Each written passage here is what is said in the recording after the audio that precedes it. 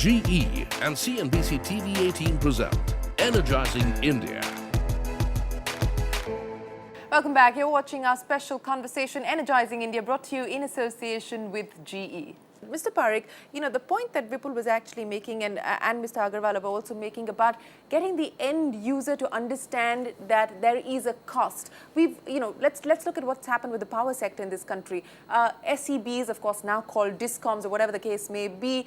The kind of problems that this sector has actually been plagued with. We're now seeing a process of restructuring again. But do you really believe that till politicians say that, yes, there is a cost to power, there is a cost that you will have to pay, we're going to end up in the same situation again? I completely agree with you that people have to recognize that if you want power, you have to pay for it. If you want water, clean water delivered to your home, there is a cost involved in it. And unless consumers pay for it, it isn't going to work. Nobody can have a mechanism or system by which... Or subsidize, continue to subsidize. It cannot really work easily. And I believe that most people would not mind it. It's only that the first change making that is being opposed. Just look at petrol prices. From 50 rupees to 75 rupees, it has gone up and down, and nobody really, you don't hear any and there are no dharnas and there are no morchas anymore. Yeah. So it is that I'm not sure that the consumers are not willing to pay for it. They can do it. I think if we are concerned about the very poor, have a conditional cash or even a cash transfer, direct cash transfer scheme, and forget about distorting any of the prices.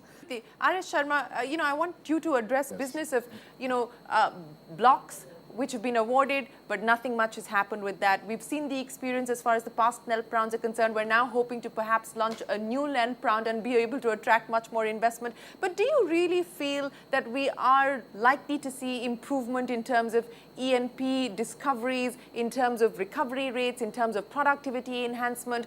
What's your own gut telling you at this point in time?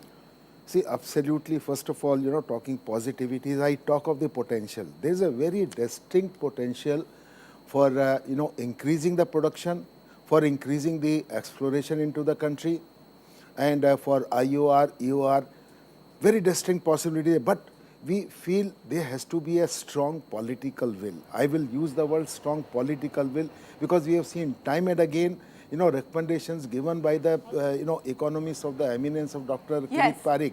They somewhere, B.K. Chaturvedi, Vijay Kelkar, another Vijay Kelkar report expected, a committee that you're a member of as well.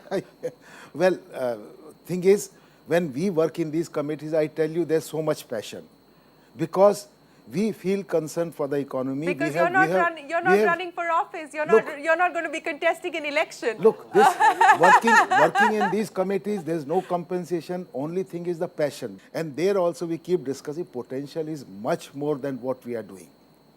The only need is a strong political will. So you're saying there has to be a clear direction and there has to be certainty as far as policy is concerned. Absolutely. On that note, it's time for us to take another break. When we return, we continue our conversation on Energizing India.